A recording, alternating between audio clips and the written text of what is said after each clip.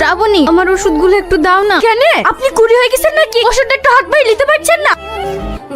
কি গো, তোমার আবার কি হলো? একদিন কুক কুক করে কাশবে আর এটা দাও ওটা দাও করে হুকুম করবি। ওসব আমি পারবো না। তা না হলে কি করতে হবে বলো? লোকে কি করে দেখতে পাও না? তোর ভাইকে আমি হারে হারে চিনি। কেন, কি হয়েছে আমার ভাইয়ের? সেই মা খেই না খেই কোলে পিঠে করে মানুষ করেছে, আর সেই মাকে বৃদ্ধাশ্রমে রেখে এসছে, আর সে দেবে তোকে জমি। এসব কি আবল বকছো তুমি? তুই নিজে কি দেখাই গা? শাহিন বাবু বাড়িতে আছেন? কি ব্যাপার অফিসার? আপনি যে জমি দলিল দিয়ে লোন নিয়েছিলেন সেই টাকা দেওয়ার সময় পার হয়ে গেছে। আপনার যত সম্পত্তি সব ব্যাংকের নামে নিলাম হয়ে গেছে।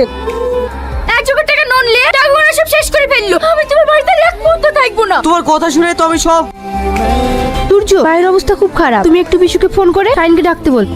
সালমা, তুমি তাড়াতাড়ি বেরিয়ে যাও, মায়ের অবস্থা খুবই খারাপ। সূর্য ভাই ফোন করেছিল। ঠিক আছে, আমি যাচ্ছি। ভাই, আমার সব শেষ হয়ে গেছে রে বোন, আমার জমি থেকে সব নিলাম হয়ে গেছে, তাই সামনে আমাকে ছেড়ে চলে গেছে। ঠিকই আছে, সারাদিন বউ বউ করে পাগল হয়ে থাকতে এবার হয়েছে।